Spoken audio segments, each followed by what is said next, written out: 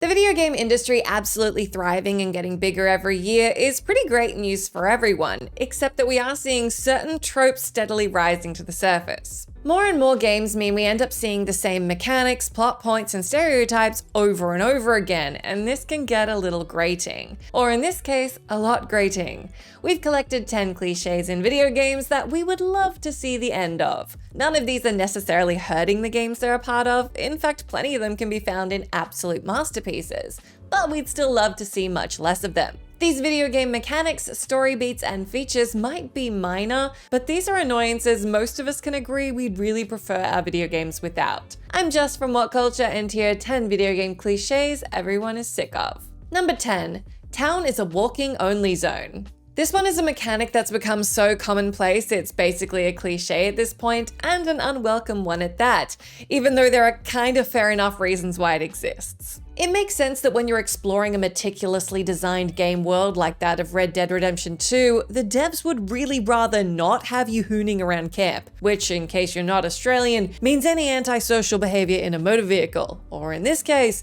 the horse Red Dead demands you leave outside the camp so you don't trample your fellow gang members. Similarly, Cyberpunk 2077 has safe zones that won't let you use your fancy cybernetic jump legs, which is annoying, because I bought those jump legs and I should be able to use them if I want to use them. Is this a minor annoyance? Sure. Is it a pain to have to slow down whenever you're in town? Absolutely. But it is so commonplace, I think we can call it a cliche.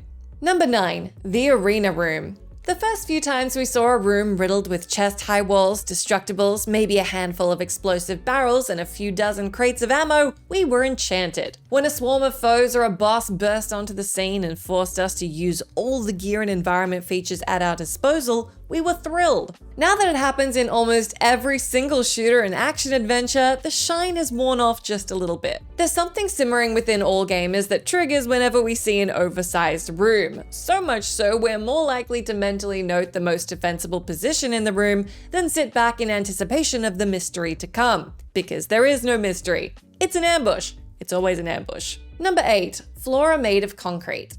To be fair on this complaint, things are getting a lot better technologically, so this one doesn't happen as much anymore. But that said, it's still a dice roll as to how solid the greenery is going to be in any given game. While some games let bushes be prime camping locations or gorgeous high-def scenery wafting in the breeze, things weren't always current-gen capable, and sometimes we're still getting trees and hedges that are going to stop you in your tracks like you just hit solid concrete. Of course, now that cliche is becoming less common, we've got a new problem, which is the wild inconsistency of whether a tree will fold under your speeding vehicle or put up a hell of a fight wrapping you around it before you can pull off a sick handbrake turn. Much like fall damage, the solidity of bushes is something we've just gotten used to testing out for ourselves with the start of every new game. It's a little weird, but we've gotten used to it. Number 7. Cutscenes that don't track with your gameplay. Let me paint you a word picture. You're the biggest, baddest thing in town. There's not a grunt or mini-boss or named enemy that can stand against you. You've flattened more bad dudes than you can remember, and you're over-leveled as hell. Well, not in this cutscene, you aren't. You might have spent the rest of the game kicking ass and taking names, but stories usually require ups and downs. So despite being a bona fide hero, all it takes is a cutscene to get your character critically wounded, all of a sudden missing all their shots, or watching a loved one die. The latter of which is especially weird when you factor in games that give you healing and resurrection spells, ultimately undermining the narrative significance of death and injury. This happens a lot in Uncharted, where Nathan Drake can take out dozens and dozens of the same kind of grunt dude, but all of a sudden when he's faced off against the primary antagonist, he just forgets how to be a competent fighter. Pile on top of this the fights where you're scripted to lose, and it's a big ball of cliches we're totally sick of seeing. If you're gonna die in a video game, you better hope you do it in gameplay and not during a cutscene. Number 6. Crappy portrayal of mental illnesses. For the most part, these cliches are little irritations and annoying mechanics that we see way too often, but they're mostly harmless. Not this one. This one really needs to go, and it's in way too many games. Far too often, video game villains are portrayed as having wildly exaggerated and violent forms of schizophrenia, dissociative identity disorder, or bipolar disorder. Now, painting these villains as caricatures wouldn't be such a big deal if it wasn't awkwardly misrepresenting an entire group of people that actually exist, and continuing continuing that weird myth that people who have mental illnesses are dangerous. This is already not great, to put it lightly, but there's also a weird trend in games like Mass Effect of portraying people who have autism as geniuses or magic or the key to a great mystery, and it's all pretty offensive. This is one that definitely is getting better with time, but it's pretty lazy and uninformed when it does crop up, so basically I'm saying more Hellblade, less Amy.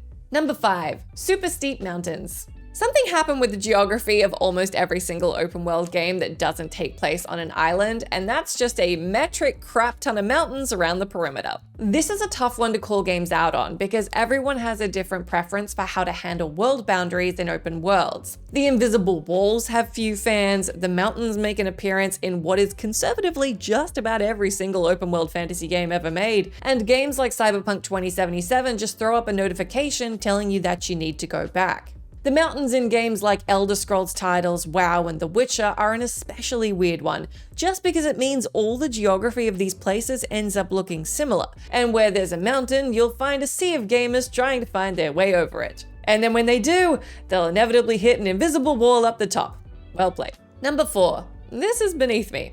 This one's a little shaky because I'm just describing how video games are played, but it is very common and pretty entertaining when you think about it, so I'm gonna go ahead and include it anyway. What I'm getting at here is the stupid side quests, particularly fetch quests, but also just repeating quests that crop up late in a game, which you are asked, hero of the world, to go handle. Now, normally this would be pretty par for the course, but if by this point you're the Thane of every hold in Skyrim, you've got the world in your hands in a life or death main quest, or you're stacked to the gills with primo weapons, it doesn't really make sense for freaking Preston Garvey from Fallout 4 to give you a ring every single time something goes slightly sideways with a settlement. Fetch quests also fall into this category for being pointless and strongly giving off the vibe that somebody else could really be handling this. If you love to grind side content, that's fine, so do I, but these endless repeating quests that have no substance or challenge really do feel beneath you.